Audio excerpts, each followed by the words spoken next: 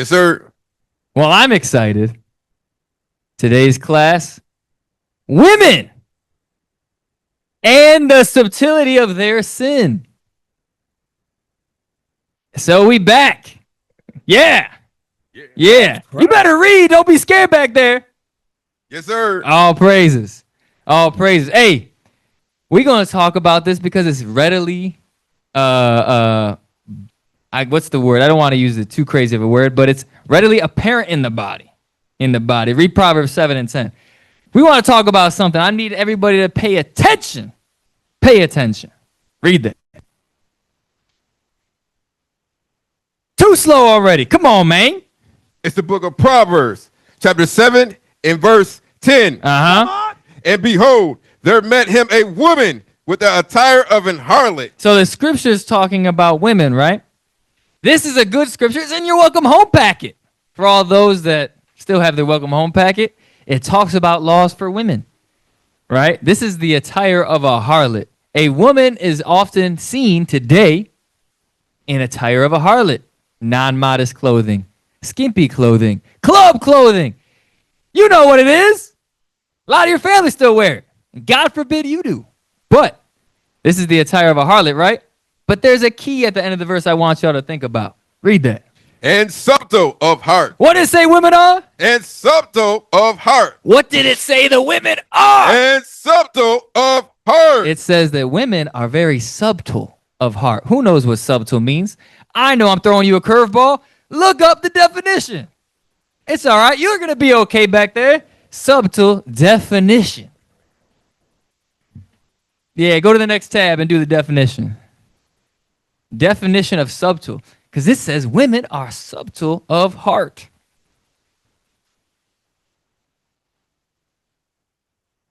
Subtle definition. Yeah. And give me the Merriam-Webster.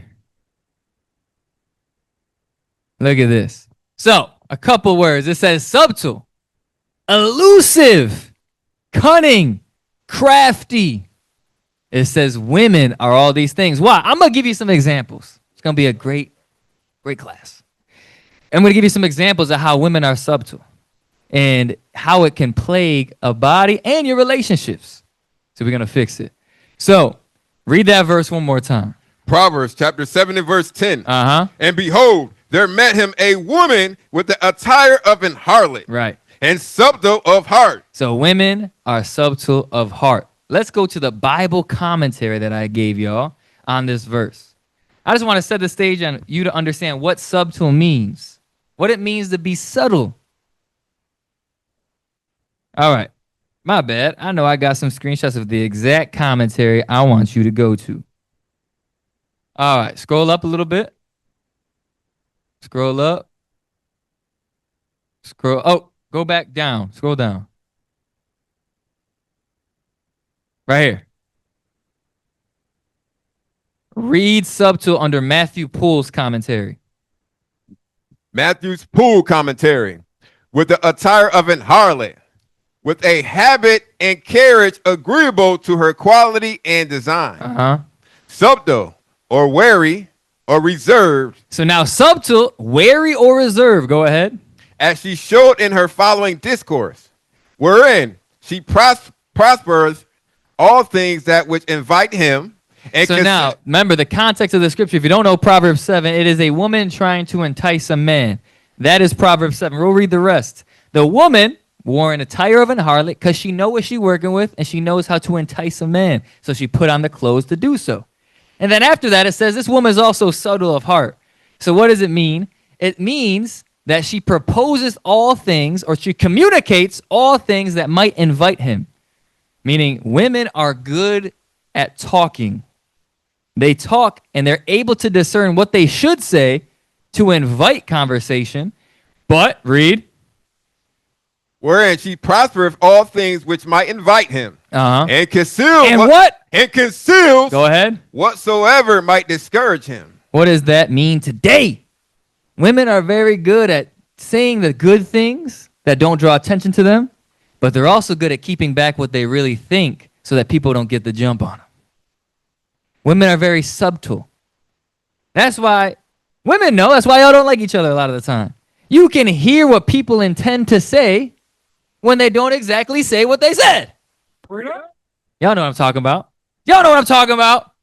You heard somebody say something that I heard exactly what you said, even though you're going to deny it. And women are very crafty that if you really bring the hammer down that one conversation, that one statement, they might get away with it. Why? Oh, I didn't mean it like that. Are you triggered? I didn't mean it.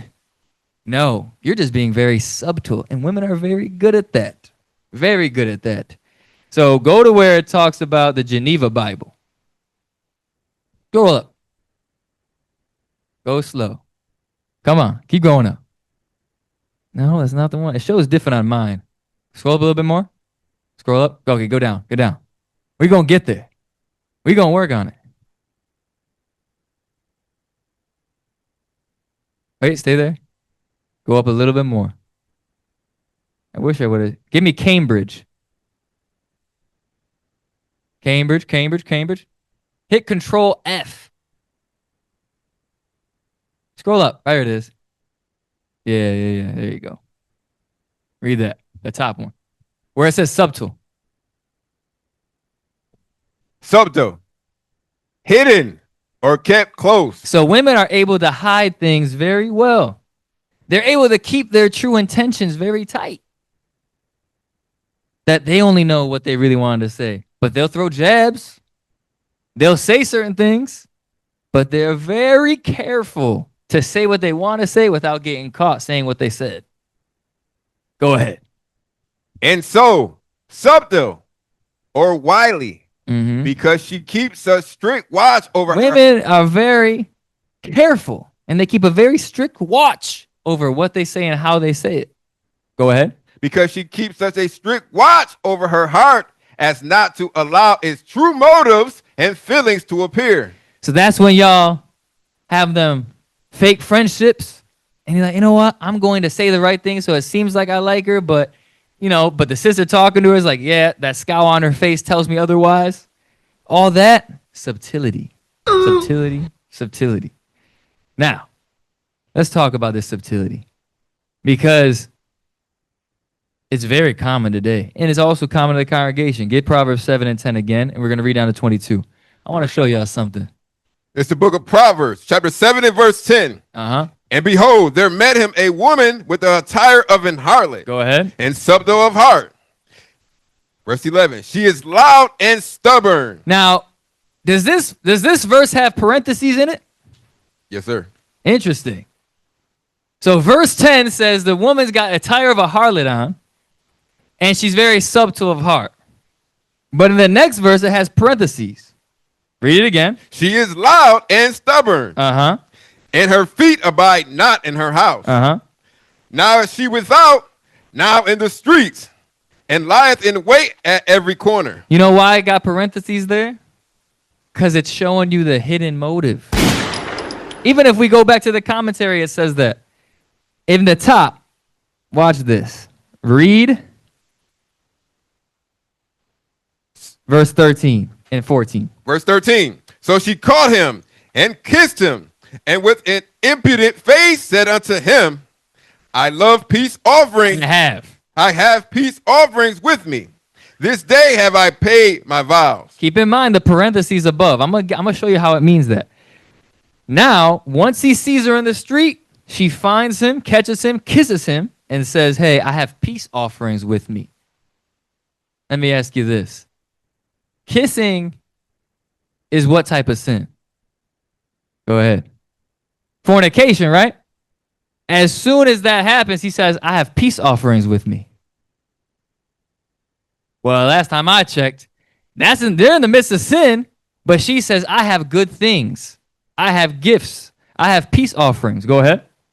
Therefore came I forth to meet thee, diligently to seek thy face. I saw you from around the way. I had to come talk to you. This is the game sisters play. Go ahead. And I have found thee. I have decked my bed with covering and tapestry. So not only was that not enough, she's going to give you the whole game on how she prepared for you. This is a warning for men against strange women. She said, I decked the bed. I perfume the sheets. Go ahead. With carved works, with the fine linen of Egypt. Mm-hmm. I have perfumed my bed with myrrh, aloes, and cinnamon. These sound like the peace offerings. It sounds like it's going to be a good night. It sounds like it's going to smell good. It's going to be a nice, comfortable bed. Sister pretty. She got clothes on, showing me what she doing, what she working with. Looks good. Go ahead. Come, let us take our fill of love until the morning. That's a one-night stand. Go ahead. Let us solace ourselves with love. Uh-huh. For the good man is not at home. Who's that? Who's the good man? Go ahead, Doc. Her husband. Her husband is the good man. So the good man's not home. From verse 13 down to 19, it sounded like it was an enticing vibe. There was an enticing and subtle motive behind the whole conversation. I'm going to entice this man. Women know how to flirt. Trust me, women can get almost anybody they want. Because men are nasty like that. Just telling you straight up. Scripture says all bread is sweet to a whoremonger, right? Men know when you're in the world. After if you go out somewhere, you trying to shoot your shot with those that you want. After like 1 a.m, midnight, what happens? You taking what you can get. Oh, what? You got a knot over here. You know. Now, why is that important? Because this is the enticing words that women have for men in those situations. Didn't it just say that she was subtle in heart in verse 10? But then, throughout the whole time, she's enticing a man. The entire time, she's giving different peace offerings in her mind that she can give to the man. But the parentheses in verse 11 and 12 told you who she was behind the curtain. Read that again, verse 11 and 12. Proverbs chapter 7 and verse 11. Mm-hmm. She is loud and stubborn. Because usually those pretty sisters that enticed you in the beginning, they turn out to be argumentative, irritable, loud, stubborn, will not obey. Go ahead. Her feet abide not in her house. She a gossiper. She always talking about SH that don't pertain to her. And she don't have her business in her own house. Go ahead. Now is she without. Now she is without. Outside the house. Go ahead. Now in the street. She don't want to stay at home. She want to go work. I can't stand being in the house. I heard people say that before. Sisters, I just don't like being in the house. Well, because you for the streets. Go ahead. And lieth in wait at every corner. Because when you're out there in those situations, nothing good comes from it. And you're actually trying to find and serve your lust. This was the woman the whole time. But the front that she put on to the man was, I have peace offerings. Look what I've done. I've prepared. I had to talk to you. That's subtle of heart. That's women. And it doesn't even have to go into fornication. We're going to give you some examples of how that comes in just general conversation and how it could destroy a body. All right? So that is the persuasion and subtlety, an example of how women deal. I see certain people in positions of power, I'm going to try and get close to them, be very nice to them, but I'm going to disrespect my husband because really I want to do what the F I want to do, but I want to make sure they don't see it. That's subtle of heart. All right. Read down to verse 21. Go ahead. Watch. This was a part of the subtlety as well. Proverbs 7 verse 19. For the good man is not at home. Mm-hmm. He is gone a long journey. Right. He hath taken a bag of money with him and will come home at the day appointed. So he's gone. He on a work trip. He at work. He ain't coming home. He ain't going to come home till 8 p.m. I know his schedule, and I'm finna get it in prior to him coming back. Don't you see that on these shorts we be watching on class? Man come home from work, find his wife laid up with somebody else. You telling me this don't happen still? It does. Subtlety of women. Go ahead. With her much fair speech. With her what? Her much fair speech. Her what? Her much fair speech. Read. She caused him to yield. She caused him to yield through fair speech. Y'all know how to talk. Y'all know the right things to say, but why? Because like the scripture said, you're subtle. You are very good at giving forth the things that people would think are profitable, or giving forth the things that people would think are intriguing about you, but you keep very tight things that would make people second guess about you. And that's subtlety. Go ahead. With the flattering of her lips. With her conversation. Go ahead. She forced him. She forced him. You think that sister was putting him in an arm bar, putting him in the bed? No.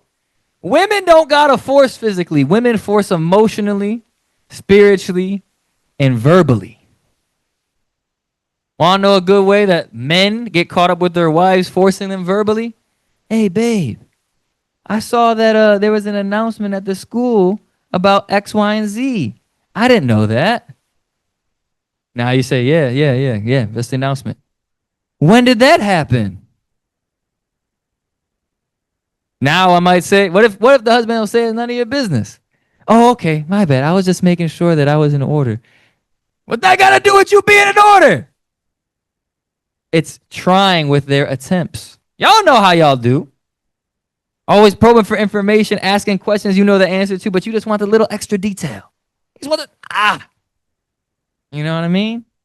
I heard a question about the announcement today. We're doing class. You know what I mean? That we're doing class at the school, right? So now I get questions. Well, is somebody coming?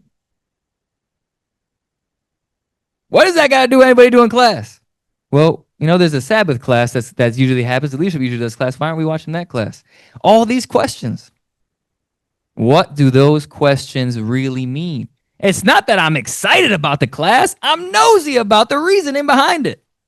That's subtlety of heart. And y'all are good for it. But y'all, that's why we're going over this class, because if y'all don't fend against it, y'all going to make big issues in the body. Watch. Read Genesis 3:1. I want to show y'all something. It's the book of Genesis, chapter 3 and verse 1. Uh-huh. Now the serpent was more subtle than any beast of the field. The serpent was what? More subtle than any beast of the field. It says Satan was more subtle than any beast of the field. Satan is more subtle than any man on earth.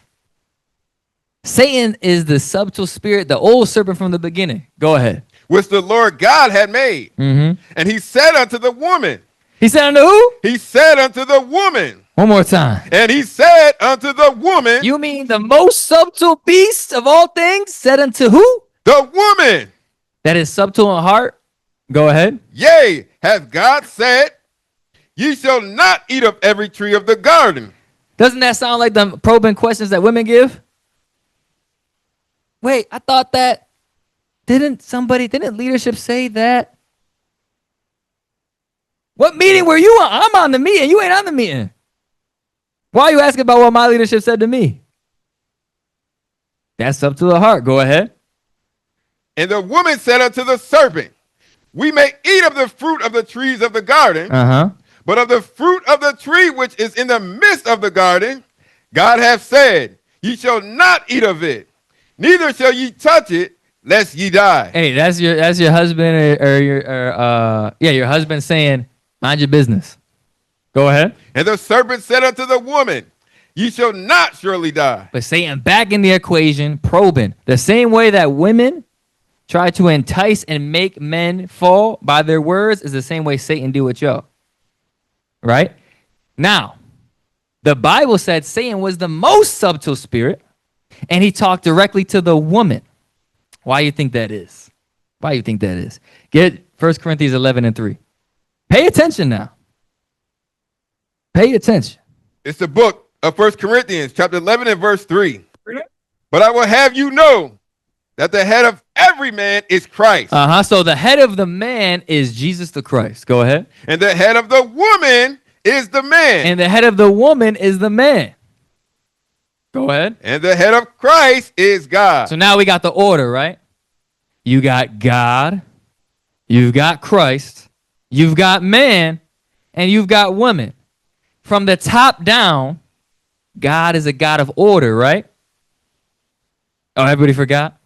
God is a God of order, correct? So God, Jesus, man, woman. That's where proper order comes from. What do you think? Who do you think works in reverse? Nobody wants to help me? I hear Satan, right? God, Christ, man, woman, proper order. But what you just saw in Genesis 3 was the most subtle of beasts dealt with the woman in subtle of heart to entice the man. It's a contradiction. It's the reverse order. You know, Bishop put the umbrella up where it says God, Christ, man, woman, and then it says Satan, woman, man, God. That's what we're talking about. Because y'all don't have the continency most of the time to resist the voice in your head that tells you to do dumb stuff. And then when you get called out on it, it's oh, I didn't mean it like that. I just thought, you didn't mean it like that. Well, then how did you mean it? Most of the time people say, what? I don't know. If you don't know why you did what you did, then who forced you to do it? Or who has control over you, if not yourself? That's why women lack accountability. We'll talk about it. We're building. We're getting somewhere. Go ahead. Read that. Was that the end of that verse? Yes, sir. Read 2 Corinthians 11:3. It's the book of 2 Corinthians, chapter 11 and verse 3. Mm-hmm. But I fear lest by any means, as a serpent beguiled Eve. As the what? Beguiled who? As a serpent beguiled Eve. So as the most subtle serpent of all beasts. Beguiled means what? Tricked. As the serpent tricked Eve. Go ahead. As the serpent beguiled Eve through his subtlety. Through his what? Subtlety. So the same way that the serpent beguiled Eve in subtlety. Go ahead. So your mind should be corrupted from the simplicity that is in Christ. I think it's 2 Timothy 2 and verse 12 where it talks about that beguiling that Satan did on Eve. Watch this. Y'all got to pay attention to what's going on. That's why y'all got to keep yourself chaste, number one. And number two, y'all got to keep your thoughts to yourself sometimes so you don't know where they're coming from. 2 Timothy chapter 2 and verse 12. If we suffer, we shall also reign with him. Is that it? Is it 1 Timothy 2? First? Give me first. 1 Timothy chapter 2 and verse 11. Let the woman learn in silence. Learn what? Learn in silence. Go ahead. With all subjection. But I suffer not a woman to teach, nor to assert authority over the man, but to be in silence. Go ahead. For Adam was first formed, then Why is he jumping way back to Genesis 3 if all his point is dress modest and learn in silence? Why would he jump all the way back to what we just read? Well, let's find out. Go ahead. For Adam was first formed, then Eve. Adam was first formed, then Eve. Go ahead. And Adam was not deceived. Adam was not what? Adam was not deceived. Or beguiled. Adam wasn't beguiled. He knew what he was doing, and he knew it was wrong. His weakness was his wife. His weakness was the woman. He would rather obey her than God. That was Adam's issue. He wasn't deceived. Go ahead. But the woman. But the what? But the woman. Go ahead. Being deceived. Being beguiled. And who beguiled the woman? The most subtle of serpents. The most subtle beast. That's why y'all have a susceptibility to subtlety. Sometimes y'all don't even understand your own motives. It's bananas. Sometimes we'll talk to y'all at a council. Hey, sis, why did you do that? I don't know. I just thought, you thought this, and this. Didn't we say last class not to do that? Yeah. Well, why'd you think to do that? I don't know. What are we talking about? Are you that not in control of yourself? Maybe. Scripture says that serpent beguiled Eve, but it said Adam was not deceived. But Eve being deceived, it was in the transgression. Go ahead. Was in the transgression. And that's why it says in Sirach that through women, sin came into the world, and through her we all die. Yeah, Adam was the first man to die. Yeah, Adam bowed his knee to the woman, but Satan entered the scene through the woman. It's the same today. We got good stuff going on the last year. We got New schools, first blitzes, damn near double productivity at men's conference. We got thing after thing after thing after thing in the right direction. And you know what's rearing its head? Women. Women. Why? Because the men are in order enough where we get an SH done.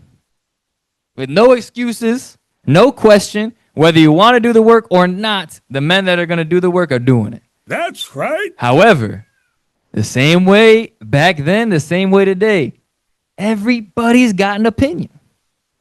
Now, all the women want to talk about the things they think they could do better. Not just one time, not just 2 times, not just 3 times, at least 4 to 5 times. I've heard different people say different stuff. Read that again. I'm sorry. Go ahead. 1 Timothy chapter 2, verse 15. Now, notwithstanding, she shall be... No, read verse 14. Verse 14. And Adam was not deceived, but the woman being deceived was in the transgression. You better be careful that Satan doesn't get a foothold in your spirit thinking that y'all know more, y'all can do more, y'all deserve more. All these is exactly what he hit y'all with in Genesis 3.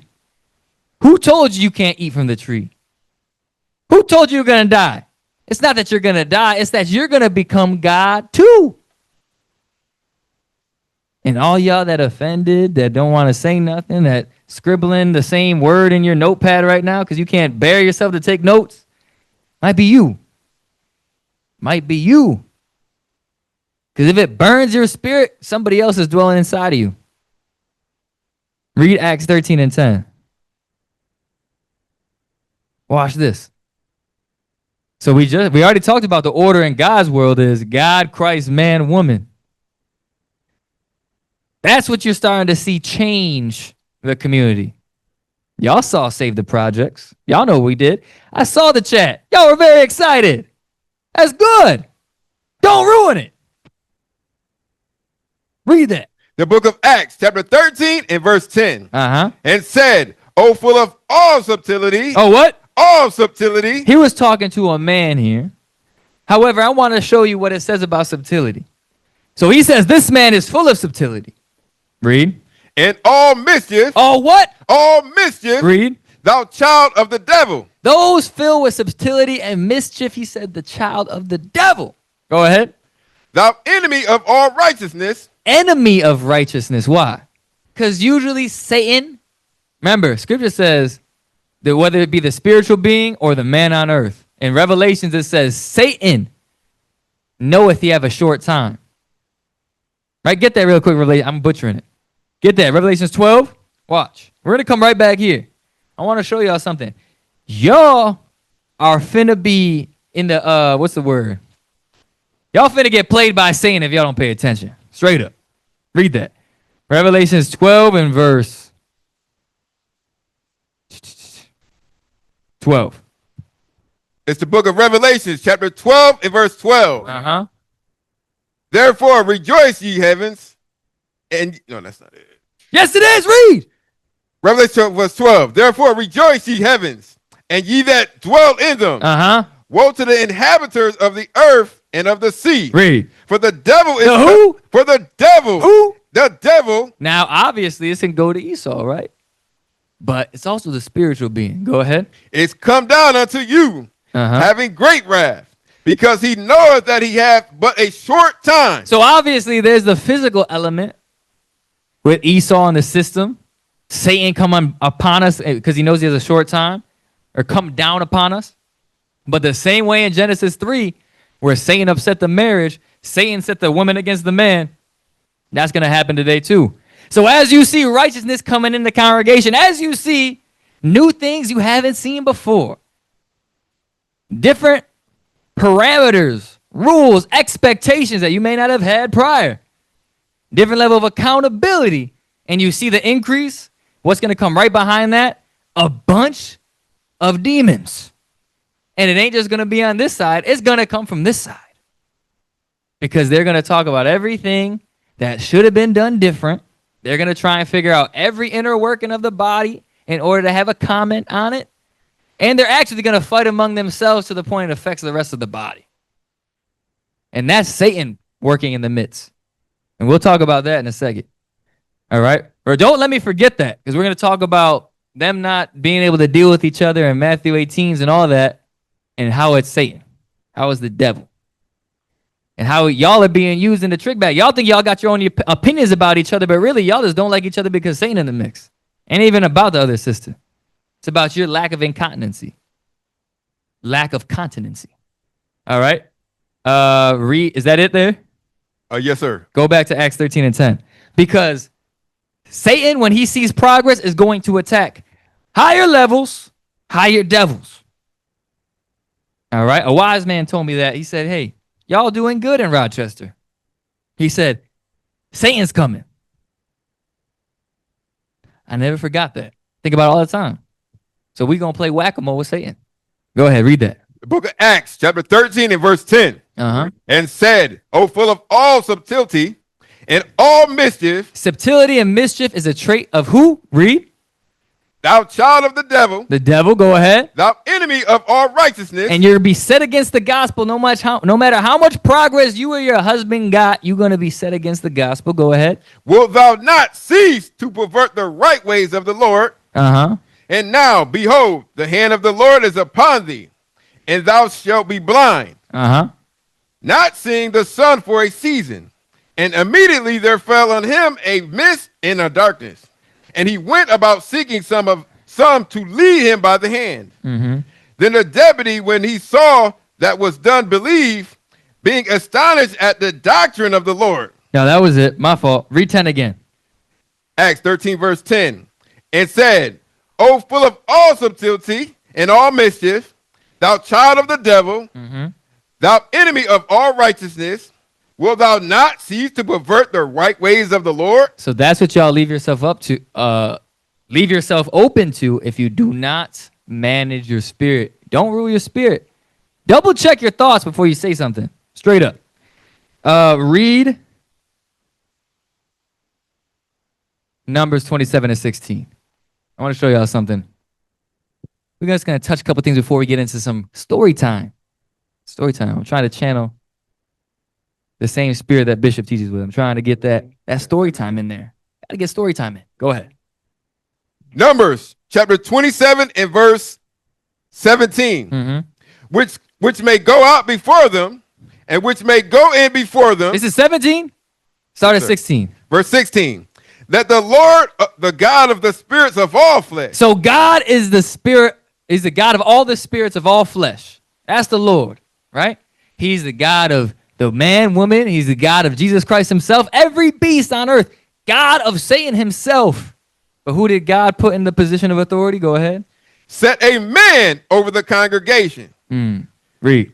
Which may go out before them, and which may go in before them, and which may lead them out, and which may bring them in, that the congregation of the Lord be not as sheep which have no shepherd. So when there's not a man in position, the congregation of the Lord is as a sheep without a shepherd. That's how Israel is today, because there's no fathers in the home. We got a lot of baby mamas. There ain't real men. There's effeminate men. Nobody's standing up. This is a microcosm of the nation as a whole. You see it. That's why a lot of y'all came to the truth. You're tired of the lowest state of blacks, Hispanics, and Native Americans. But as soon as you see progress, as soon as you see moves getting made, every idea under heaven now starts to come up and usurped that authority. That's the same thing Satan did. When God created Adam and he gave him Eve, that was it. She was to obey and be a helpmeet to him. But that wasn't good enough. That's why Genesis 3 happened. And it's going to happen again today if women do not get yourselves straight and figure out how to channel the Spirit of God and not have Satan enter the room. All right? Is that it? That was the end of verse 17? Yes, sir. Read Isaiah 3 and 12 real quick. Because there might be somebody in the crowd saying, well, I have good ideas. You must not be talking about me. I'm talking about you. Read that. Isaiah chapter 3, verse 12. Come on. As for my people, Children are their oppressors. Mm-hmm. And women. Well, no, hey, listen, I'm sorry, sidebar, because it deals with children too, because there's single moms in the room. Even though your son may not be in the streets oppressing the block, sometimes a lot of y'all are handcuffed by your children. They run you more than you run them. That's why, even though you got child predators on the loose on Roblox, your son be playing Roblox in the crib under your nose just so he can get out your hair. That's a true story. Go ahead. And women rule over them. Oh, my point in saying that was because your son or your daughter has more rule over you than you of them. You'd rather do things that damage their spirit to get them out of your hair because they bother you so much versus taking charge, changing them so that you can have a house to your liking. But children are your oppressors. Go ahead. Oh, my people. I'm sorry. Go ahead. Go back. After children are your oppressors, we didn't hit the women. We got to hit that again. The book of Isaiah, chapter 3 and verse 12. Mm-hmm. As for my people, children are their oppressors, and women rule over them. So guess what? You had all the great ideas for 350 years. I'm going to give you the benefit of that. We'll start after Jim Crow because there were still marriages a lot of time during segregation. The last 30 to 40 years, y'all have had free reign and ideas. Y'all gave us LGBTQ, DEI, and single parent households. Appreciate you. So, they that lead thee cause thee to err. Now, if y'all know me, I'm being a little harsh right now, but those that know me, I'm very open to ideas if you do it in the right spirit.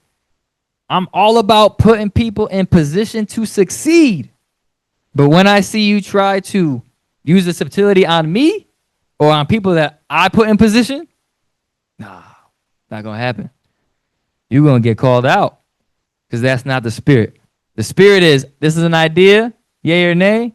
Yay, go ahead, go forth and prosper. Nay, make some tweaks, and we roll with the tweaks. Not, I give you tweaks, and then we're just going to flip back to the original idea under a new name. It's not how it's going to happen. All right? So women leading us cause our nation to err. That's why God said, I'm the Lord of all spirits of all flesh. Now I'm going to put a man over it. And get comfortable with it.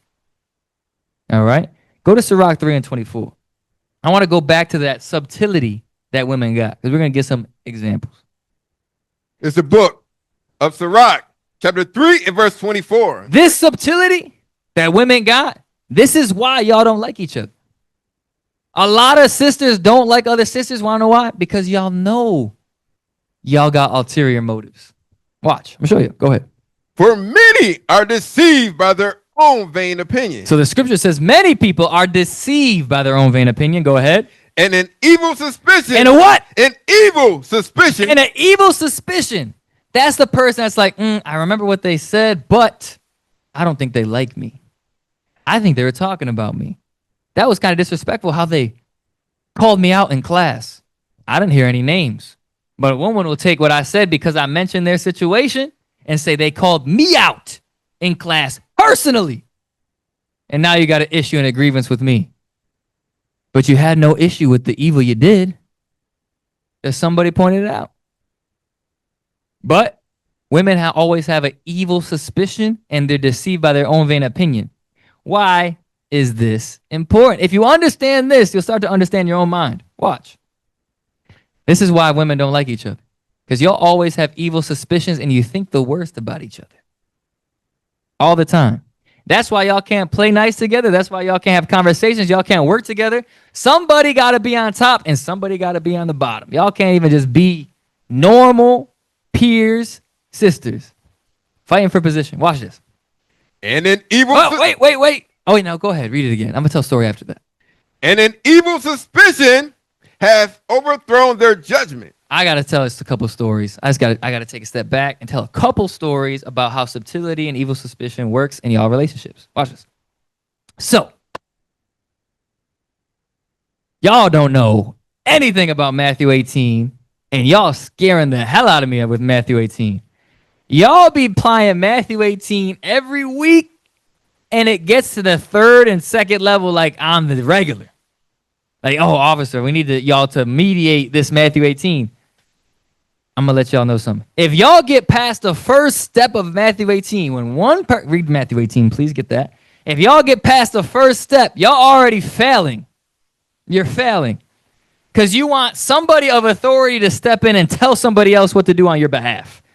That's what you're looking for. You ain't looking for to fix the situation. I need somebody else to tell this sister about herself because she's not listening to me when I tell her about myself. That's BS. Anytime you apply Matthew 18, it's for a reason. Read that. Matthew chapter 18 and verse 15. Moreover, if thy brother shall trespass against thee. That's what happens when you apply Matthew 18. You're offended. Somebody did something to you against the law, not because somebody said they didn't like your jacket. Maybe the jacket's not looking good. It doesn't mean I'm going to go apply Matthew 18 because I don't like that sister. It's about if they offend you according to the law, they lie on you, they steal from you, they gossip about you, they're murmuring against you. These are laws. It's not a personal grievance because I'm the one that's supposed to be talking in the circle and you talk too much. Well, that also could be. I ain't gonna lie. That could be. Especially if it's if person in the circle is trying to do it and you just talking her off at the mouth and you're like, hey, sis, you got to calm down. I get that. But in terms of I'm just going to apply Matthew 18 for whatever little thing that I see fit because I'm aggravated, that's not what it's about. Go ahead. Read it from the top again. Moreover, if thy brother shall trespass against thee, go and tell him his fault between thee and him alone. No, with 5 people. Between thee and him alone. Read. If he shall hear thee. That's the point. The point was for y'all to be able to talk one-on-one, not be defensive, not have such an evil suspicion that you're like, yeah, she said sorry, but the way she said it, it had 3 R's, and that third R told me that she was not repentant. She said sorry. Like it was too long, and y'all got aggravated. But that's how sisters are, because y'all got evil suspicion. And then what y'all want to do is try and bring it up here and then have us mediate a bunch of BS. I heard the sister say this. Did you say that, sister? No, I didn't say that. Who else was there? These 3 sisters. Did they say that? One says maybe. One says I don't know. One said I was sleeping. There's 5 people, 5 different stories. What are we doing here? Can you just apologize and can you just forgive her and can we just move the F on? Let's read it again. Come on, let's read that because it's about to get hurt over here. We're about to name a bunch of stuff. Go ahead. Thou have gained thy brother. That's the whole point. It's supposed to gain them. Not, well, they didn't apply the Matthew 18 right, and I didn't like their sorry, so now I'm never going to deal with them again. You missed the point. The point was I'm going to deal with them directly because I care about our relationship enough to tell you one-on-one without talking behind your back. Because a lot of sisters say sisters are fake, right? But when somebody comes and applies Matthew 18 one-on-one, you don't want to deal with the issue, but you mad when somebody talking behind your back. Makes no sense. So I'm going to go one-on-one because I care about you enough to talk to you. Now the time you want to talk. Now when I want to talk to you, you don't want to admit it. You don't want to talk. You don't want to have a conversation. You want to argue? Go ahead. Verse 16. But if he will not hear thee, then take with thee 1 or 2 more. Is it okay that that person didn't hear you? That's not how it should be. Such things should not be named. Why is it here? Because God knows black people. You ain't going to listen to the person that's coming person to person. Hey, sis, that offended me, what you said about me. Or you did this and you did that. It offended me. Now, because you have so much pride and Satan is in the midst, you can't even accept that. And you know what? We need somebody else here because I can't stand this B. Y'all be chuckling. Wait till I tell you the stories. I'm excited. Watch this. Read Sirach 25 and verse. No. Was that it there? No, sir. No, keep going. My bad. I got to sit here for a second. But if he will not hear thee, then take with thee one or two more, that in the mouth of 2 or 3 witnesses every word may be established. Because the only thing that we care about when a Matthew 18 comes up here is the matter established. We're not going to do the he said, she said, cat fight. No, y'all deal with that. Y'all, it's way bigger than y'all. Y'all saw what we just did at Van Alker Projects. We trying to do that, but y'all over here arguing about, I don't want to give too much away, but let me say it like this. I have some stories. Can you believe that people have tried to apply Matthew 18 here? And the response from a sister that they're applying Matthew 18 with is, get the F out of my face. Oh, can you read that again where it says, if they hear thee? My bad. But if he will not hear thee, get the F out of my face. That it sounds nice in the scripture. It sounds like that's a viable option for Matthew 18. It's not, because usually it comes out like, get the F out of my face. Read. But if he will not hear thee, then take with thee 1 or 2 more. And then in a different situation, people want us to mediate. I had to mediate a situation one time. Ain't gonna name no names. It was very anticlimactic. We got to the point where one sister is saying that another sister is kicking the chair intentionally, and it's aggravating me. And as a sister, if she's kicking the chair, and she's like, I got nervousness, whatever, I don't know, whatever this situation is. If she kicked the chair or if she didn't, why do you need me to talk about it with y'all? Y'all should be able to sort that out by yourself. Right? But want to know why it can't happen? Now, this is full circle. We're getting there. Read Sirach 3:24. This is why. Because women are so subtle that you can't even trust the woman in front of you because you know how demonic you are. That, you know what? She says she's sorry. I don't believe it. She says she didn't, but she did. She may have not done it exactly how I said it, but I know how she meant it. Watch, read that. I'm telling you. Sirach 3 verse 24. For many are deceived by their own vain opinion. Why? Because Satan is in the midst. He's the most subtle of all beasts on earth. So now in your head, you thinking things are real when they never happened. I'm not saying that somebody in that situation probably didn't kick you. I could really neither care here nor there if it was an accidental kick or she was intentionally tapping the seat. The point is that it's so ingrained in your head, it becomes your primary focus.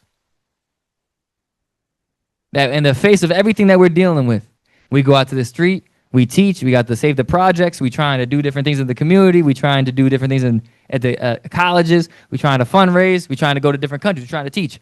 And the one thing at the top of our mind is, I need to make sure leadership intervenes with this.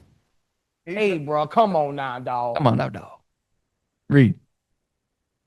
And an evil suspicion. That evil suspicion? Why are y'all always so suspicious about each other? And the motives on why sisters do it? I know sisters. I know how sisters are. Da-da-da-da. All that stuff comes out your mouth. Why?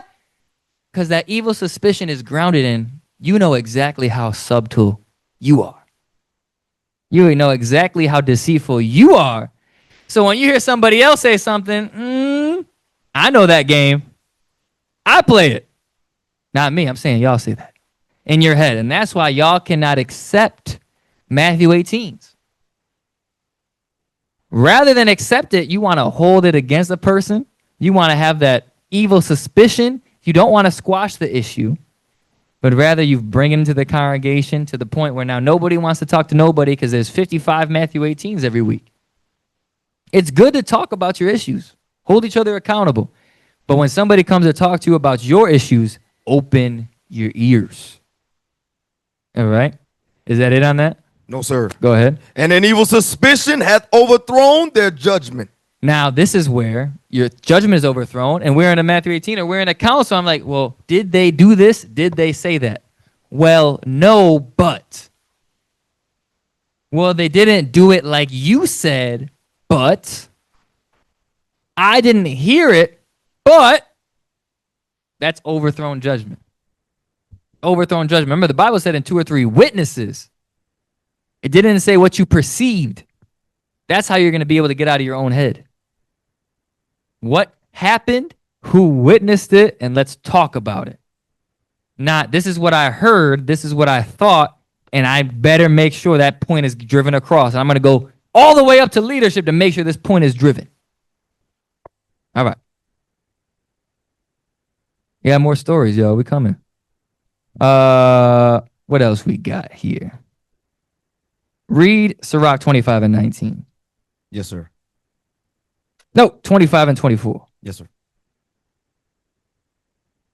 Sirach 25 at verse 24. No. Of the woman came the beginning of sin. We read that, Genesis 3, right? And how did that happen? He beguiled women. A lot of the times, y'all going to find yourself in situations where you might really not understand why you getting the smoke you getting. Because y'all don't have good control over your spirits. And you're easily swayed. Satan can get an advantage over women very quickly. That's what we're going over. That's why it's called the subtilities of their sin. Because sometimes y'all don't know what y'all doing is that off. Go ahead. Of the woman came the beginning of sin. Uh-huh. And through her, we all died. So that should put some pause in your spirit. Like, I want to really focus on what I need to get myself together and make sure I don't talk off at the mouth. I'll tell you, I could go on. A lot of stories. Have y'all ever heard, how many of y'all are on social media? Social media. Okay, I got another story for you. It said from the women came all sin.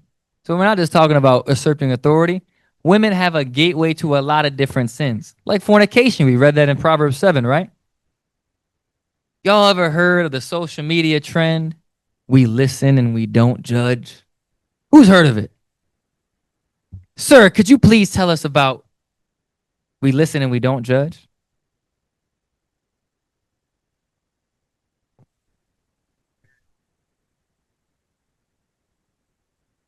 Oh, yeah. Get the mic. Help him with the mic. Now we got people in the building that run mics. Go ahead.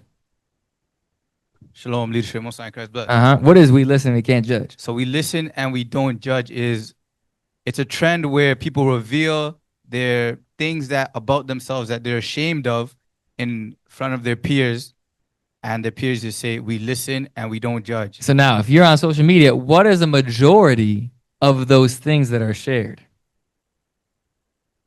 Things that they've done sexually with others. So the trend is predominantly a trend about sexual immorality and people not judging that nature. Yes, sir. Okay.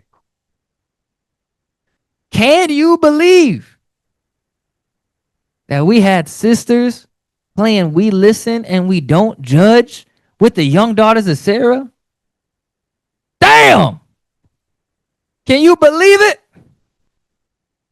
Hey, listen, I don't care if you're talking about that one time you crossed the road without looking both ways. It's not about what you talked about in the game. It's the origination of the game itself. Because now if that's the first time that little girls played We Listen and We Don't Judge, and they're on YouTube and they hear that, what do you think they're going to do with that video? Watch it. You've now opened up their mind to a new game they've never played. Now when I go on social media and see it, oh, that's a game I played on the 7. Let me listen. And now you're hearing all kinds of sexual immorality. Yeah, we had that. In the matter of a month, we got people kicking seats. We got people playing We Listen, We Don't Judge with little girls. We got people saying, get the F out my face. It's amazing out here. Amazing. I want you to read this real quick. Read it, Ecclesiastes 1 and 15. Watch this. Ecclesiastes 1 at verse 15. Come on. That which is crooked cannot. That which is what? Crooked. We listen and we don't judge. It is a crooked trend. Why? Because we're talking about sexual immorality. Women says, I've slept with 5 guys in one night. We listen and we don't judge. Now, I'm going to judge that shit. My bad. That SH. But we trying to make it wholesome. Go ahead, read. That which is crooked cannot be made straight. But we're going to reinvent it. Read. That which is wanting. Nah, man. You read it again when we have those questions. I know you knew. It's okay. Read it from the top. Yes, sir. That which is crooked cannot be made straight. No, we're going to reinvent it. And that which is wanting. Yo, you know how I want him to read it? Yes, sir. All right, go ahead. Jeez, Louise. I know you're upset. It's okay. Go ahead. That which is crooked cannot be made straight. Uh-huh. And that which is wanting cannot be numbered. So that which is crooked cannot be made straight. Don't bring that BS in here. Don't do that. Not around my daughters. I had to say it out loud. You got other people's daughters you playing the game with. You ain't even got daughters. Damn. Jesus. Read Sirach 25 and 19. We got more stories. I'm crossing them off as I go. Go ahead. Yes, sir. Sirach 25 at verse 19. Oh, my bad. I got another story about that. I didn't finish that story. Can you believe it? The only reason we know about that story is because, get that scripture in Ecclesiastes where it said the bird telleth the tale. Where is that? Get that, Ecclesiastes. It's in like 7 through 10 around there. It talks about the little bird. Try that. I don't think that's it. This is the only reason why we get that scripture. The only reason we even know about this story, y'all, is because a little bird came in the form of a 5-year-old boy playing with his phone, playing with his mom's phone, waving it around. But the phone happens to be recording. So the kid's walking around recording stuff, 5 years old, don't know what the hell he's doing. He just happens to pull it up. We listen and we don't judge. We like, what the hell? Tell me God ain't real. Go ahead, read that. Ecclesiastes 10 at verse 20. Curse not the king, no, not in thy thought. So the Bible says don't curse the king in your thought, meaning don't spread heresy, don't blaspheme, don't do anything, any evil with your mouth, even though you think you're in privacy. Go ahead. And curse not the rich in thy bedchamber. Because you think you're in private. You think nobody hears you. Go ahead. For a bird of the air shall carry the voice, and that which hath wings shall tell the matter. Meaning something's going to happen and this truth is going to come out. A secret's going to be made manifest. That bird happened to come in a 5-year-old and an iPhone. And guess what? The only reason we even know about that is because a sister that wasn't involved revealed it in going through her videos. Oh, snap. I found that video. Let me send it up. Did the honorable thing. Report it, right? But the people that played the game never reported it. So we didn't find out till 2 weeks later. Meaning what? If we would have never found out that somebody's playing that with our daughters. That's the end of that story. Read 25 and 19. Sirach 25 and 19. Yes, sir. Sirach 25 verse 19. Mm-hmm. All wickedness is but little to the wickedness of a woman. Are you starting to get the picture now? It's not just we're not just yelling at y'all. We got the receipts. Read it again. Yes, sir. All wickedness is but little to the wickedness of a woman. We got some more for you. We got some more for you. Can you believe it? That with all the good that we've been doing for the past year. I mean, at least I think we're doing good. I'm proud of a lot of y'all. I think we're doing good. Can you believe it? That we got sisters on phone calls saying stuff that didn't get done because of us. Can you believe it? I can't believe it. It's so. Say, yo, it is. Ask your husband why it's not happening. Damn. Damn. Hey. Damn. Hey. There you go. Ask your husband. Because my husband is trying so hard to get it done. He's doing his best, but you are shutting him down. This is in the midst of women. Imagine the discord that could cause. Thank God it was only among a small group. But if it was among the circle, could you imagine? Read that verse again. I'm sorry. Got Yes, sir. sidetracked. All wickedness is but little to the wickedness of a woman. And the only reason she felt okay with saying it was because the information came from her husband. I don't think my wife don't know nothing. I told the story earlier. They didn't know I was talking about my wife, but I don't tell my wife nothing to the point where there's announcements in the announcements chat about us doing class. She's like, why is there class going on? I said, I don't know. I don't know. She's like, is there people coming? No, I don't know. Who knows? You'll find out. And then I told her, I was like, yeah, this is going to be brought up in class now.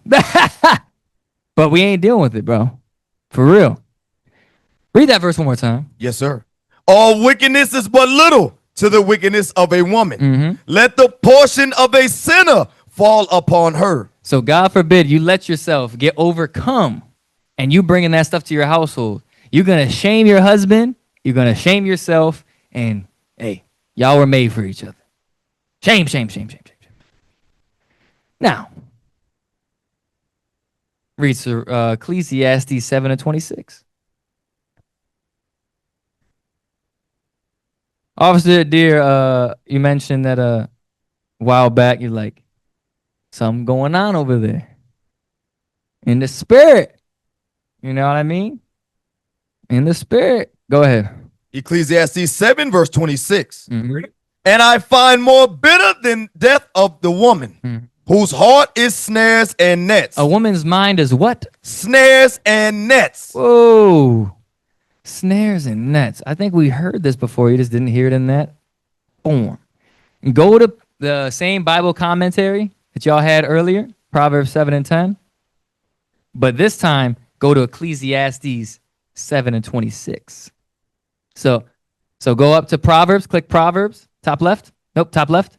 See what says Prov? Yep, scroll down to Ecclesiastes. There you go. Go to chapter 7. Scroll down. There you go. Y'all working good over there. Now go back to the top and scroll to 7:26. Watch this. Remember, it said subtle was what? It was a person that is hiding their true intentions. They're crafty. They're mischievous. They're cunning. Now, in Ecclesiastes 7:26, it says, I find nothing more bitter than death, the woman whose heart is snares and nets. What is the heart going into when it says snares and nets? You got it? Scroll up. Scroll. Right there, up. You see right there on the left side where it says whose heart is snares and nets? Go up. Watch this. No, right there. You got to scroll down. I'm sorry. Now read that whole paragraph. Watch. Whose heart is snares and nets. This is what it means when hearts are snares and nets. Go ahead. Who being subtle of heart. Being what? Subtle of heart. Deceitful. Beguiling. Trying to force people with their words. Go ahead. Proverbs 7 and 10. Oh, that's a preset. We just did that. Yes, sir. Is full of crafty devices to ensnare men. Everything we're talking about. All these examples. You lining men up, even if men weren't involved. Why do I say that? Think about it. If we go back to we listen and we don't judge. You're doing it with men's children. Now, if that man's child does something evil and we never knew about that conversation, you know what would be a major influence in that person's sin? That situation. And whose house did you shame? Not yours. What about when we talked about the sister saying, ask your husband what's going on? Because my husband has been trying. That's ensnaring the men. Yo, leadership ain't right.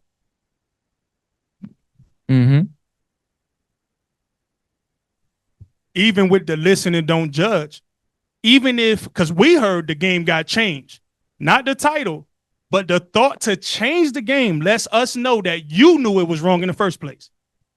That's right. The issue. You knew it was wrong, and you knew how bad it was, and you brought it to kids. Go ahead, read that. Watch this. Yes, sir. Let's see how women ensnare men. All you husbands better listen up. And if you're single, you better figure out how to find a wife that doesn't do this. Good luck. Go ahead. Yes, sir. And her hands, either by gifts or... So a woman's going to ensnare men by gifts. Didn't it say in Proverbs 7, I brought peace offerings. It said, my bed is perfumed. I got this, I got that. I've been waiting to talk to you. It sounds good. It sounds very good. It sounds honorable to be like, you know what? I want to get stuff done. I'm going to speak on the behalf of my husband. It's perceived in your mind. You could be like, hey, I should do that. Not knowing that you ensnared and you beguiled by saying, go ahead. Or rather by lascivious actions. Now that's women that are enticing, right? We've had that, right? What, last September, we got a sister in the body having sex with a married rank man. How does that happen? Evil. But women. The brother's at fault too. But that wasn't a first-time offender on the sister's side. Read that again. Yes, sir. Or rather by lascivious action. As bands. As what? Bands.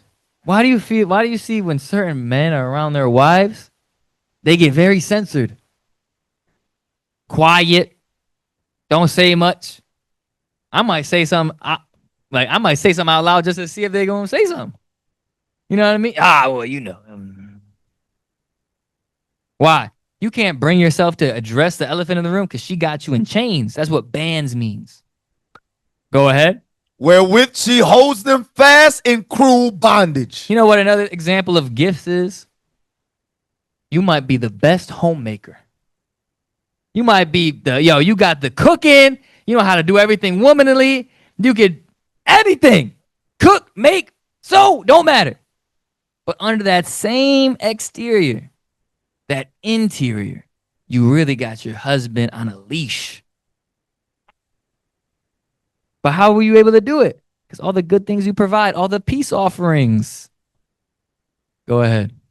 So that they have neither power nor will to forsake her. That's why brothers, when brothers are whipped and they simping, they can't get out their own way. That's why Solomon's like, a woman is more bitter than death. And her mind is snares and nets. You playing mental gymnastics when you married. Trust me. When you married, you playing mental gymnastics. Why did she say it like that? Why is she asking me about this? She know I'm not going to say nothing. I had a situation, right? Hey, congratulations to Officer Caleb. You know what I mean? Y'all know what we're talking about. If you were here, congratulations. Congratulations. Right. You know what I mean? I didn't tell nobody. My wife asked me several times, yo, I think, I ain't trying to put your business out there. I think this is going on. I'm like, I don't know. I knew it was going on. Then it comes out, right? Congregation knows. My wife said to me, she said, I can't believe you didn't tell me. I feel like I don't know you. I was like, good. But that's why I said being married is mental gymnastics. You say something like that seems harmless. What else would you say?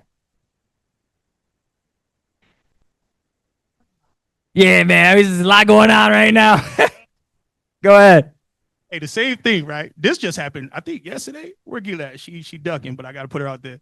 So there's another element to their situation. But I spoke to the officer. So my wife tells me, you could tell when I respond the way I respond, I'm going to tell you, that her heart went to her feet. She tell me, I said, who told you? Right. Hey, that sister looked at me like, bro, oh God. Somebody saved me. Because we do not play them type of games. We don't. And if you allow that, officer, the things you will allow in your house is dangerous. It's dangerous. And we done heard some wild stuff this last couple months. It starts with that, but by the end of it, she got you ensnared with bands. If you feel like if you cannot tell your wife exactly how you feel about a situation, whether it be harsh or okay, she got you. Like sometimes my wife look at me after I say something, she'd be like, I just can't believe you said it like that. I was like, I would rather tell you exactly how I feel.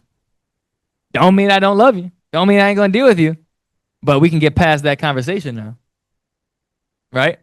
Now, damn, I forgot what I was going to say. Read that. Yes, sir. Notwithstanding all the dangers and mischiefs. Oh, I know what I was going to say now. I'm sorry. I'm back. Want to know how women do? This is how subtlety works. Be careful. Subtlety is like this. You may observe. It's a small congregation. You might be over there in sister circle. You might see somebody over there. You may not hear it, but you might see me, Officer Deer, another person correct your husband. We might be in the corner. Like you could tell he's like listening. We're like, yo, whatever. You may not hear it, but you see it. You know what you do later? Or during the week? They on a meeting. Hey, let's say it was me. Let's say I did it. I'm the culprit. I had a situation. I dealt with your husband in the back. It was in the cut, but you a little nosy, putting your head through the window of IT. You see it. You know what you're going to do during the week? Hey, my lord, did you call Officer Joshua this week? And then he might be like, no, I didn't. But you already know what you saw. It must have been bad. That's what you thought. So why'd you ask the question in the first place? Because you just wanted to know what happened. And you want to know how bad it was without asking. Did you call him? No. In your head, you're like, must have been bad. You should call him, babe. I'll get to it. Yeah, he really upset. Now, guess what? You know what she gonna do? Because women are deceitful like that. I'm gonna make him the best dinner ever. You know what? Because I want to make sure he knows I'm the only one that got him. Tell you, hey, listen. Some of y'all might be off on like a hiatus when y'all be moving, and y'all don't think that y'all thinking this way. But when when it comes out on the back end and there's an inquisition made, and you're like, yeah, I guess I did do it like that. Satan got you in a trick bag. You got to be very conscious on how you move. Be conscious on how you move. It's none of your business. We gonna deal with this side, and y'all deal with that side, and we gonna deal with y'all too, like we are now. But y'all keep your business on that side. All right. Read Ecclesiastes 7:26 again. Keep this up. Yes, sir. Ecclesiastes 7 verse 26. And I find more bitter than death the woman, whose heart is snares and nets. Go ahead. And her hands as bands. And her hands as bands. She got you locked down.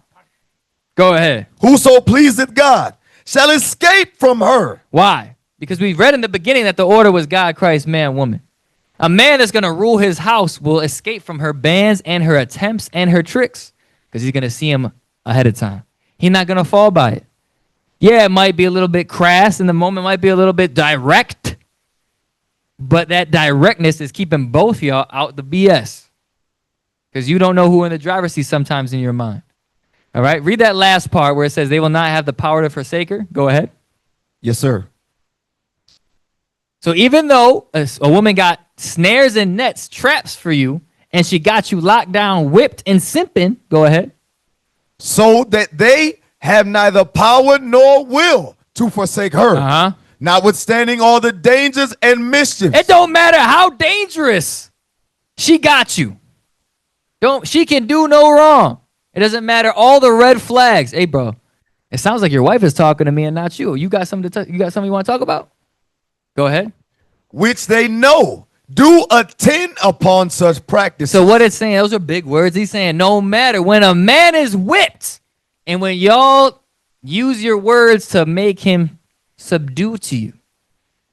Doesn't matter how many dangers, how much mischief, doesn't matter how many red flags he sees, even though he knows the red flags, he's going to continue attending unto you. That's why a wicked woman is better than death. That's why y'all got to be aware of the subtlety that y'all come with. Y'all come with some heavy deceit. Another story, one of the councils that we did, there's a sister that they have a grievance. It's another Matthew 18. We touched on Matthew 18 is not, they don't got to go to no second and third step. Deal with your sister. It's annoying.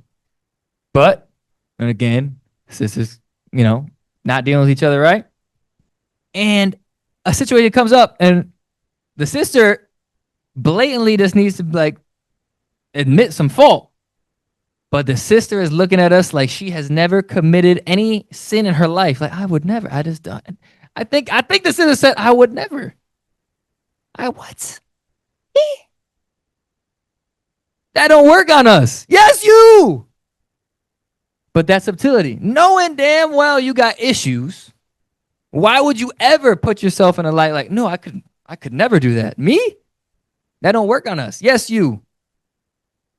And now I'm looking at you even more closely because you are comfortable acting like you ain't got no issues. The hell is this? Because I got issues.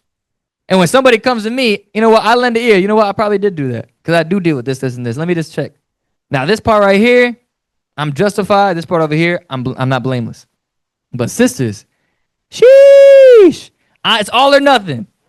I'm either all the way right or you got to make me understand why I'm wrong. I don't understand it myself. You got to make me understand why I'm wrong. Stories. Anyway, go ahead. Is that, we got anything left on that? Verse 28? On verse 26, yes, sir. Okay, keep going all the way to 28. Yes, sir. Whoso pleaseth God shall escape from her, but the sinner shall be taken by her. Go ahead. Behold, this have I found, saith the preacher, counting one by one, to find out the account, which yet my soul seeketh, but I find not. One man among 1,000 have I found. So he says, I went around the whole earth to find one righteous. He said, I only found one man among 1,000 that are righteous. Go ahead. But a woman. But among all the women? Among all those have I not found. He said, I didn't find one yet. I didn't find one. Why? Because y'all are all ingrained with a level of deceit. Ingrained with it. And y'all got to accept that. It doesn't mean you ain't good for nothing. It means you got to recognize your shortcomings and fix it. All right? Read Proverbs 27-15. We're going to talk about something real quick too. Because a lot of brothers, especially brothers that are married, stop giving your wife the benefit of the doubt and stop relying on your wife more than the men. Also, I don't care how many shaloms, how deep the bow is. I don't care how much you smile when I see you. It's not about how you interact with me.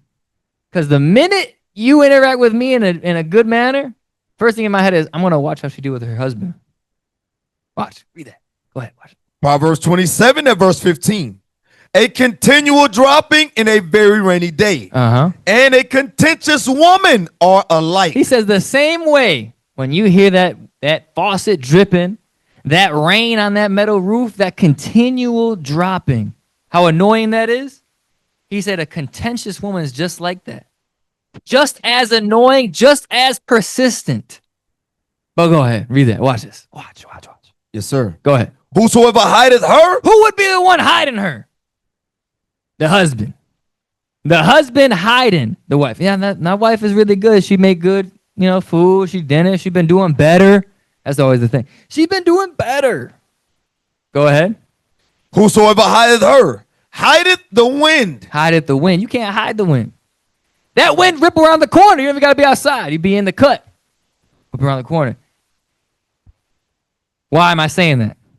Because don't think you deceiving anybody. You got all them shaloms. You really nice. And especially if you're a single sister, I'm watching how you deal with the sisters and how you deal with the men in leadership. And I'm watching how you deal with your husbands if you're married. Because I've had so many sisters. They give that nice shalom.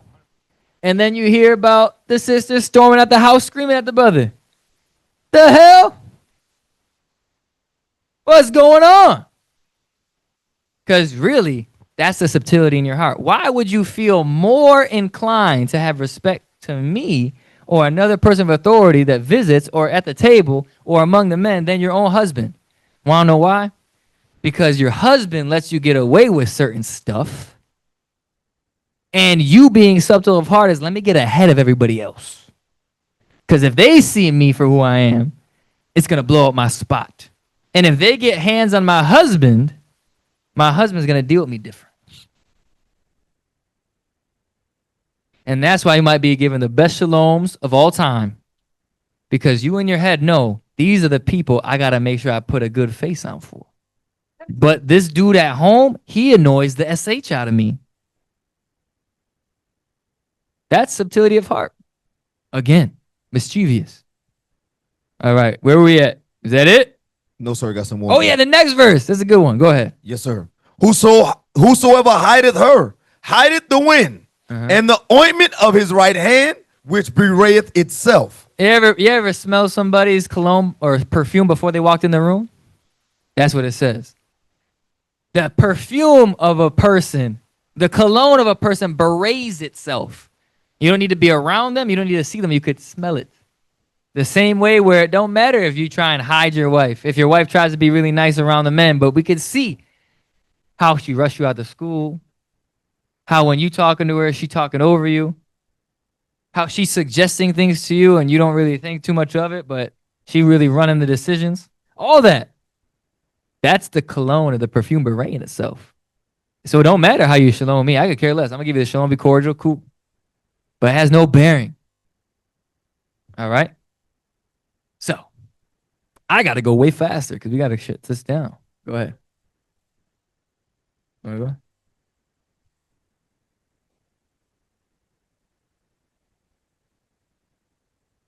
Read verse 17. Yes, sir. This is what Officer was saying is you're being subtle and you know if we ever get a hold of your husband, he's going to deal with you differently. Watch this. Verse 17. Uh-huh. Iron sharpeneth iron. Read it again. Iron sharpeneth iron. So you know he get around us. We're going to address your evil to him. We're going to give him counsel and scriptures on how to be better, and he's going to deal with you differently. And that's what you fear. Finish that? So a man sharpeneth the countenance of his friend. Why? Why that needs to happen? Go to Sirach 26. Let me show you something real quick. Sirach 26. And read verse 23. Yes, sir. Because it sharpens the countenance of a friend, right? Read. Sirach 26, verse 23. And this is how we know you a demon at home. Watch this. Read. A wicked woman is given as a portion to a wicked Now, man. give me Sirach 25 and 23. My apologies. Yes, but that's sir. a good scripture too. Give me that. Sirach 25 and 23. Come on. A wicked woman abated the courage. A wicked woman does what? Abated the courage. So the brother is now weak. His shaloms ain't the same. When you talk to him, he's shifty in the way he look. Read. Make it an heavy countenance. And a wounded heart. Now the brother offices is all over the place. He cannot function. He can't think. When you put him up to teach, he not teaching like himself. Why? Because the whole time he been battling the dragon at home. That's how it go. Read on.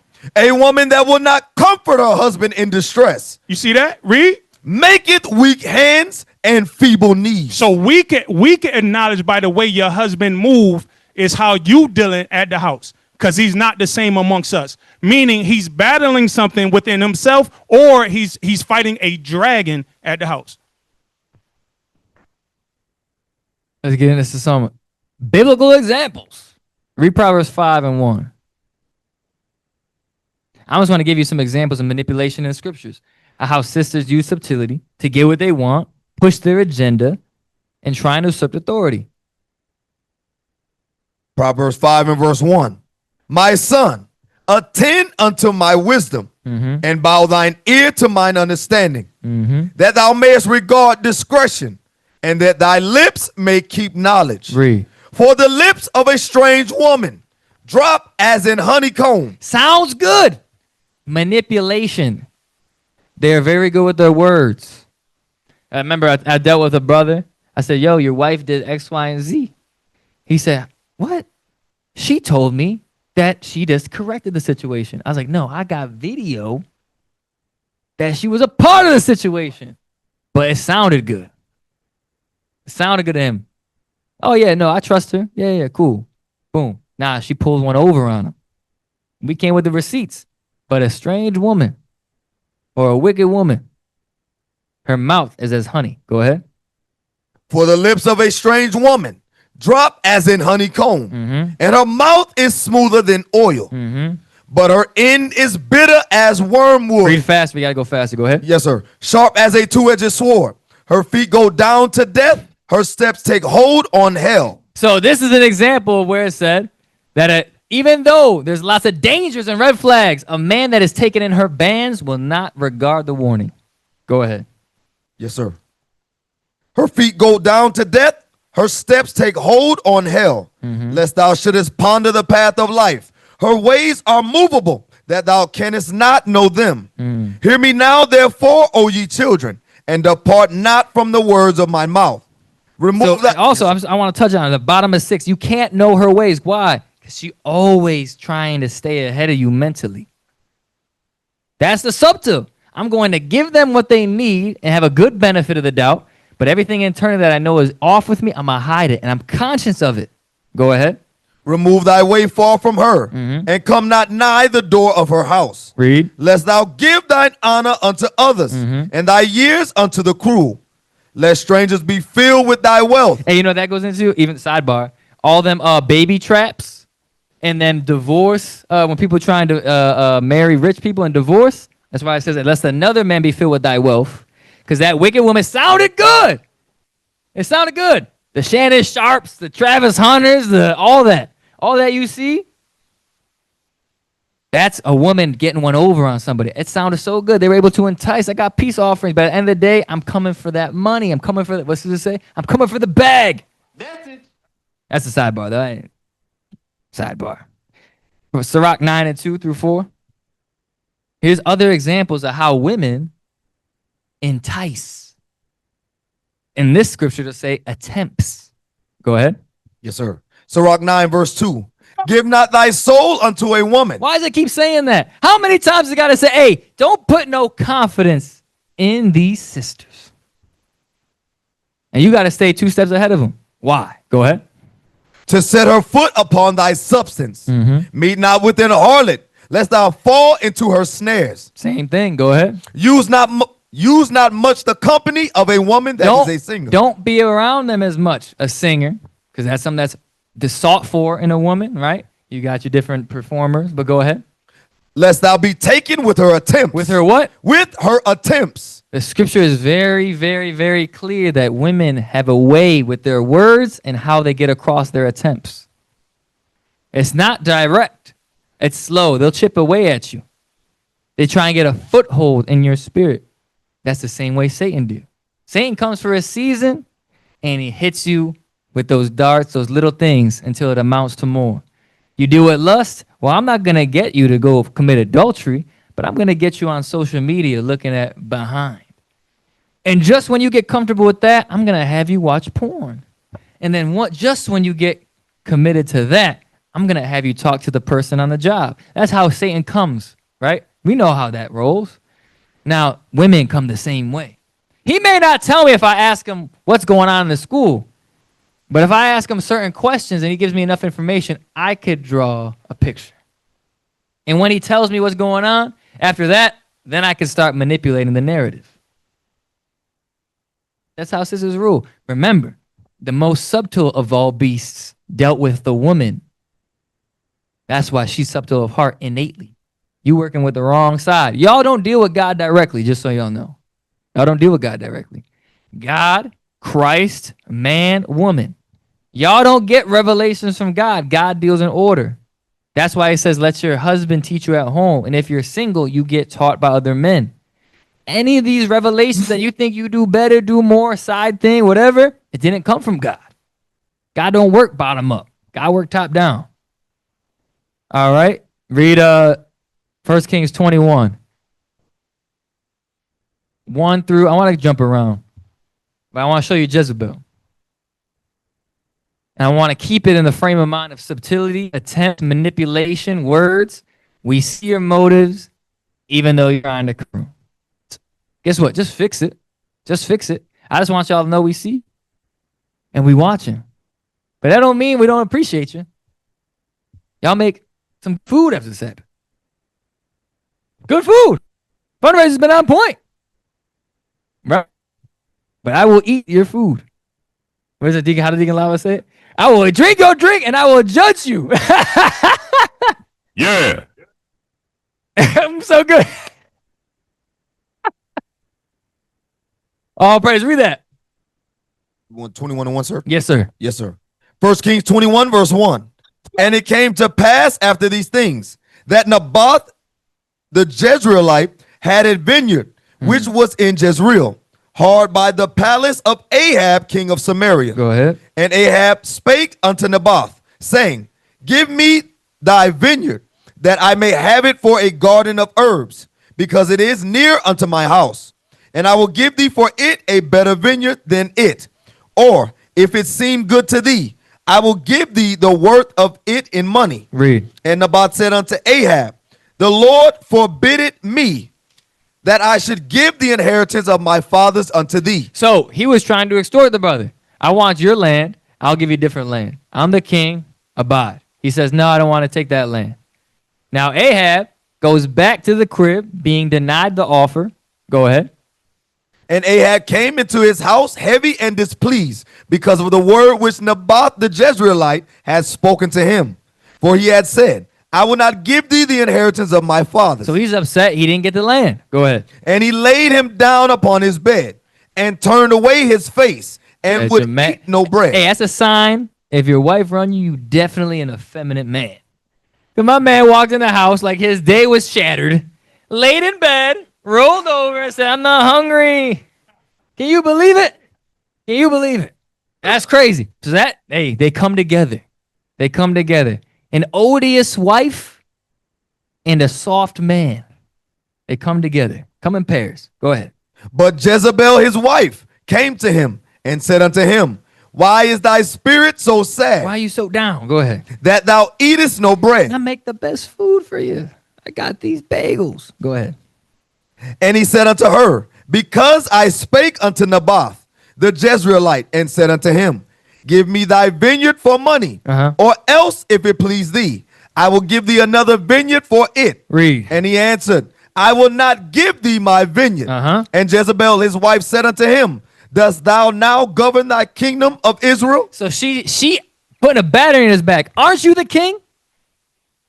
Aren't you the king? Hey, sister will put a battery in your back. Aren't you a man? Why would you let them talk to you like that?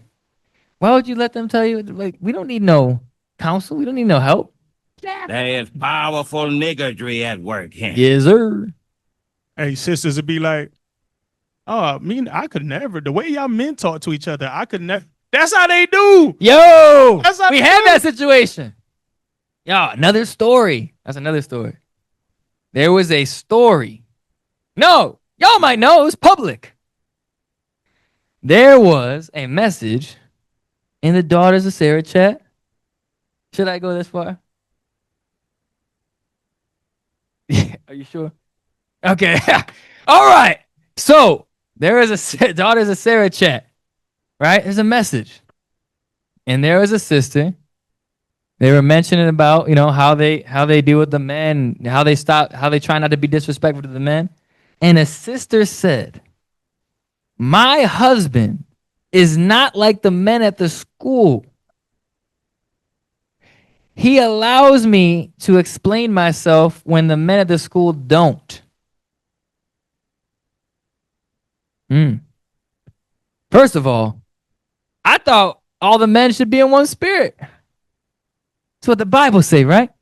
I thought the scripture said, give not women the liberty to gad abroad. That's what I thought. But the men at the school, they don't allow me to explain myself. But my husband does. And what happens when you let the woman explain herself? Read. Arise and eat bread, and let thine heart be merry. Come on, baby, eat. I will give thee the vineyard of Naboth the Jezreelite. When a woman knows what you want and what's getting hindered, she'll go to war for you, whether it's in wickedness or not. She'll get you what you want. And she'll do it behind your back. She won't even tell you the plan. She just trying to work from behind, working you like a puppet. That's why you can get to the point where somebody says, well, my husband is doing what he can. Ask your husband. That's this right here. That's it. Didn't you do everything that was required? Well, don't worry. I'm gonna make it known. Go ahead, read. So she wrote letters in Ahab's name. Or went on phone calls. And sealed them with his seal. And sent the letters unto the elders and to the nobles that were in his city, dwelling with Naboth. And she wrote in letters saying, proclaim a So she took on his identity to get him That. Hey, we've had that in the body too. Would you believe it? We had a sister get put out of the body. I got to do it. Hey, wickedness of the women. I want to make sure y'all know that we see y'all, but we going to help y'all. But if the minute you buck, boy, we're going to remind you of everything that's happened. So there was a sister. A lot of y'all don't know her. She was way back. Sister got put out the body. Why? Because she used a different phone number and started texting sisters, her berating to be the camp leader at the time, saying you got put out. Boy, ain't no way, boy. Oh, No way. you know what's going on. He got his identity stolen. But come on, identity theft. Somebody get the insurance. But a sister took a burner phone, her son's phone, and said, this is Officer so-and-so. You have been put out the body. Knowing damn well that is a sister in the body. So that's what Ahab just dealt with. His wife wrote letters in his name. We've had a sister write letters in a camp leader's name saying, you put out the body. Can you believe it? Read. And she wrote in the letter saying, proclaim a fast and set Naboth on high among the people, and said to men, sons of Belial, before him, to bear witness against him. Read faster, come on. Yes, sir. Thou didst blaspheme God and the king, and then carry him out and stone him that he may die. And the men of this. All right, so she made a whole situation. She was going to not only forge his signature, she's going to make sure she commands wickedness to be done in his name. We're going to lie on this brother. We're going to make sure it's a lie that's a sin worthy of death. We ain't even going to do a sin that's restored double. No, we're going to do a sin worthy of death to get him out the way, and then my Lord's going to take this house. That's evil. But read verse 25. Watch this. 25. Yes, sir. Verse 25. But there was none like unto Ahab. There's nobody like this weak ass man. Go ahead. Which did sell himself to work wickedness in the sight of the Lord, whom Jezebel his wife Jezebel his wife did what? Stirred up. That is something that y'all could do in wickedness. You could either stir your husband up to righteousness or wickedness by how you complain about people in the body or by how the works you do in the body.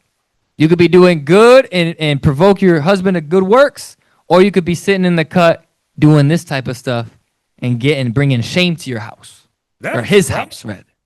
All right. Another thing. Let's go. Judges 16, 4 through 20. You're going to read pretty fast. I got to get this done and over with. Judges 16 at verse 4. And it came to pass afterward that he loved a woman in the valley of Sorek, whose name was Delilah. So Samson loved Delilah. Go ahead. And the lords of the Philistines came up unto her and said unto her, entice him and see wherein his great strength lieth. Hey, yes, sir. Sometimes your wife ain't even on your team. Ain't that something? Boy, no way, boy. This man's wife was dealing with other brothers, and the other brothers were like, hey, entice him to tell you his strength so we can overcome him. Go ahead. And by what means we may prevail against him, that we may bind him to afflict him, and we will give thee every one of us 1,100 pieces of silver.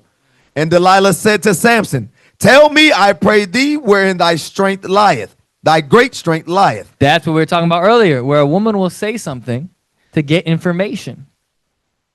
They sit in there, he's like, hey, tell me where your strength lies. She's trying to entice him with his words. Tell me a little bit extra about what's behind the curtain. Go ahead. And wherewith thou mightest be bound to afflict thee. And Samson said unto her, if they bind me with 7 green withs, that they're never dry, then shall I be weak and be as another man. He didn't tell her the secret to his strength. He kept that tight. There are certain things you don't tell your wife. And it's everything that has to do with the body is number one. Go ahead. Then the lords of the Philistines brought up to her 7 green withs, which had not been dried, and she bound him with them. Now there were men lying in wait, abiding with her in the chamber. And she said unto him, the Philistines be upon thee, Samson. And he brake the withs as a thread of tow is broken when it toucheth the fire. so his strength was not known. Yo, where'd they get the idea for those green whips from? From her. It was only him and her in the conversation about that. They could have brought chains. They could have brought rope. They brought that. Why? Because she gave up the information. Go ahead. And Delilah said unto Samson, behold, thou hast mocked me and told me lies. Don't they make you feel bad when you don't tell them something? Babe, why won't you tell me? I won't tell nobody. Is it really that serious? They make you try and make you feel bad for not giving them all the information. That's subtlety. That's subtlety. Go ahead. Now tell me, I pray thee, wherewith thou mightest be bound. And he said unto her, if they bind me fast with new ropes that never were occupied, then shall I be weak and be as another man. Delilah therefore took new ropes and bound him therewith, and said unto him, the Philistines be upon thee, Samson. And there were liars in wait abiding in the chamber, and he brake them from off his arms like a thread. Read. And Delilah said unto Samson, hitherto thou hast mocked me and told me lies. Tell me wherewith thou mightest be bound. And he said unto her, if thou weavest the 7 locks of my head with the web. And she fastened it with the pin and said unto him, the Philistines be upon thee, Samson. And he awaked out of his sleep. And so after all these are signs that she giving up information. It's only them talking, and every time he gives that information, something happens according to it. And I want to jump because I'm running out of time. Read verse 18, 19, and 20. Yes, sir. Verse 18. And when Delilah saw that he had told her all his heart, she sent and called for the lords of the Philistines, saying, come up this once, for he hath showed me all his heart. Then the lords of the Philistines came up unto her and brought money in their hand, and she made him sleep upon her knees. This is the key. She wasn't getting no information from him. She kept asking. So what did she do? Put him to bed on her lap. Go ahead. And she called for a man, and she caused him to shave off the 7 locks of his head. And she began to afflict him, and his strength went from him. And she said, the Philistines... Oh, sorry. Wait one second. Yes, sir. I must have missed it. 16 is the key. My bad. Yes, sir. That's the end product, but read 16. Go ahead. Verse 16. And it came to pass when she pressed him daily. Did what? Pressed him daily. She pressed him daily. Read. With her words. Conversation. Making him feel, asking questions, not getting an answer. Making him feel bad. Asking the same question. Asking it differently. Less detail. More detail. Angrily. Softly. Press him daily with his words. Read. And urged him so that his soul was vexed unto death. That's why a wicked woman is more bitter than death. So now after all that, he gave her up the secret. And what happened? He gets caught by the Philistines and gets put to death. Don't speak everything to your wives. Women are very subtle of heart. What they're saying to you isn't exactly what they mean. They 10 steps ahead. They try to be, at least. Read Proverbs 30 and 22. Here's another example of that. They be doing wickedness in the background and look at you crazy when you confront it. That's what Delilah. He didn't want to give her no information. She made him feel bad for it. Now, this is the extreme version. We've had this happen too. Go ahead. Proverbs 30, verse 22. For a servant when he reigneth, and a fool... No, 30 and 20. My bad. Yes, sir. Proverbs 30 and verse 20. Such is the way of an adulterous woman. She eateth and wipeth her mouth, and saith, I have done no wickedness. Boy, listen. So she did it, and she was still headstrong enough to say it never happened. That's how subtle women are. We had that.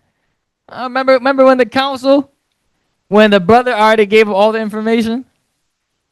And we were like, yo, sis, why would you not talk about this adultery? He said, well, me and him made a deal, and we are going to take it to the grave. Boy, ain't no way, boy. Jesus! So, that's how you know. Y'all got to be very careful with the influences that y'all keep. Y'all got to keep your mind tight in these scriptures. All right? Read Sirach 25, 24, 25. We're going to end it there.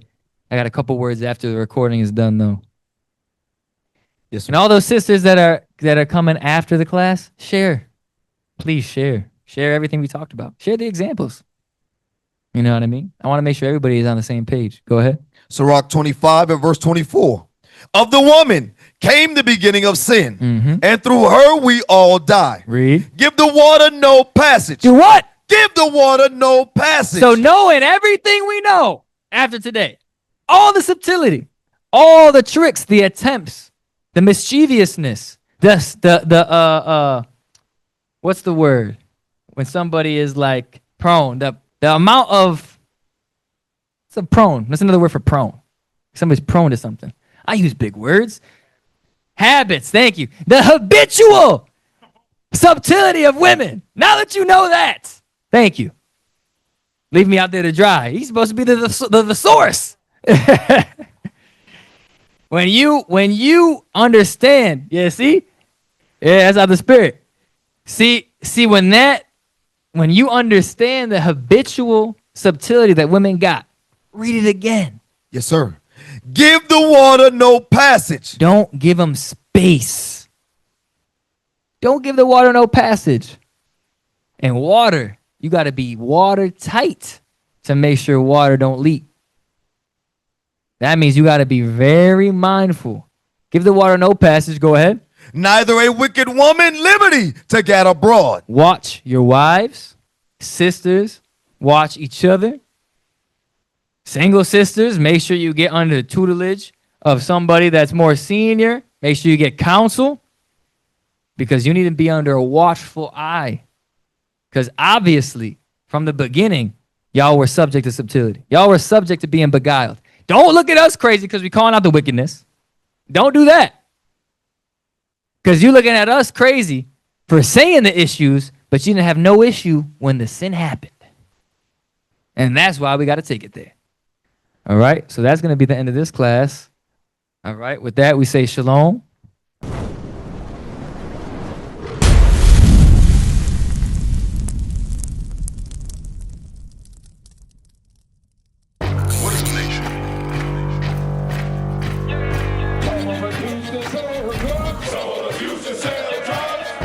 Nation is men leading by example.